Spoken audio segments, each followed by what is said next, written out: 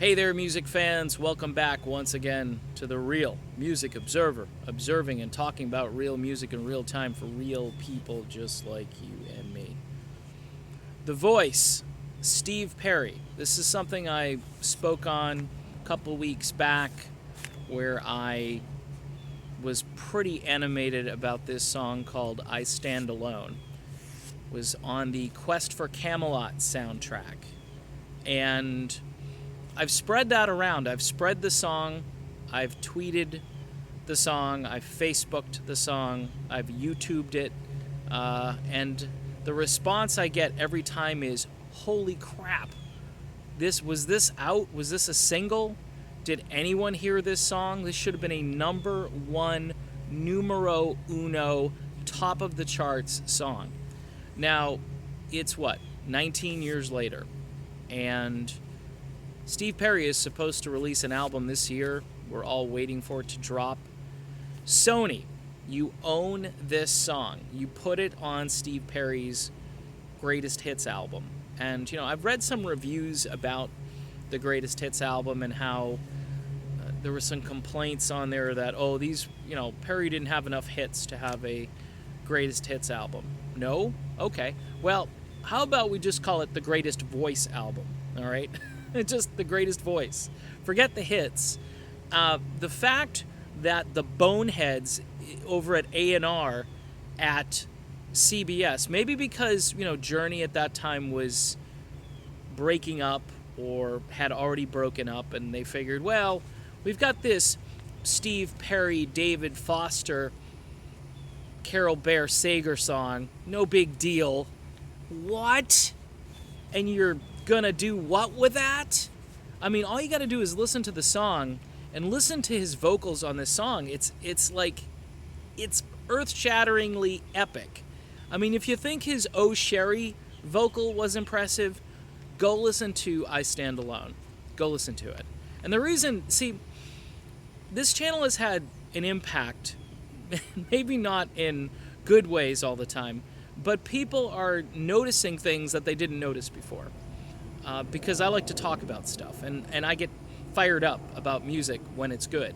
And this song, to me, for this song to have flown under the radar, Return to Camelot, I mean, it's a kid's movie, right? And Steve Perry, by the way, is King Arthur. His voice is supposed to be King Arthur's voice in the movie, all right? And if you look at the track record of these soundtracks during that time, Don't Want to Miss a Thing by Aerosmith, huge song. Phil Collins had, the Tarzan thing, okay? Elton John had Circle of Life. This, maybe because the movie wasn't a huge success, but sometimes soundtracks are more popular than the movies themselves. These days, that whole genre is gone. Going out and buying a good soundtrack, that doesn't do it. Doesn't happen anymore. So I'm just pondering. I'm asking on this video for people to say, hey, send an email over to Sony and say, hey, Steve Perry, we love him, we miss him. This song deserves another release. And there may be only a few adult contemporary stations in the country that will pick it up because the format is just so besieged with garbage and crap. But a buried Steve Perry song, and what they ought to do too is remaster the song. They ought to give it the royal treatment. Maybe call Steve, say, hey Steve, we're thinking about putting this out again because people are demanding it, and they should demand it. It's David Foster, Steve Perry, Carol Bear Sager composition. Okay? It doesn't get much better than that. Maybe if you add Burt Bacharach and Jimmy Webb in there. But you've already got an amazing song. And look, if you're a rock and roller, this isn't your kind of song. I don't care.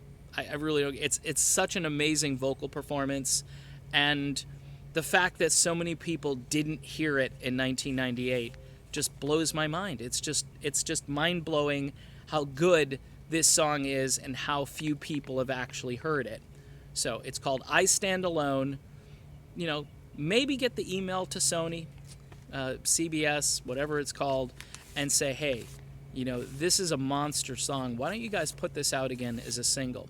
Remaster it, put it out as a single, and then watch the phones light up. And watch all of the Steve Perry fans out there say, holy crap, I didn't know this was out there. This is amazing. It is on his greatest hits album. And again, it was kind of added as an afterthought to that album. But I got to tell you, they didn't spend any money marketing and doing anything to promote this song. It's just too good to just not be heard more. By the way, go to YouTube, listen to it, watch it. I want the video over 1 million. I think it's over 500,000. Should be over 1 million views. It just kicks some serious vocal ass, people. All right, of course, it's the voice. What do we expect? Well, that's what we expect. Amazing stuff. I'm Dave, and this, of course, is the Real Music Observer, and we'll be back observing real music again real soon. Talk to you then. Steve Perry, he's the best.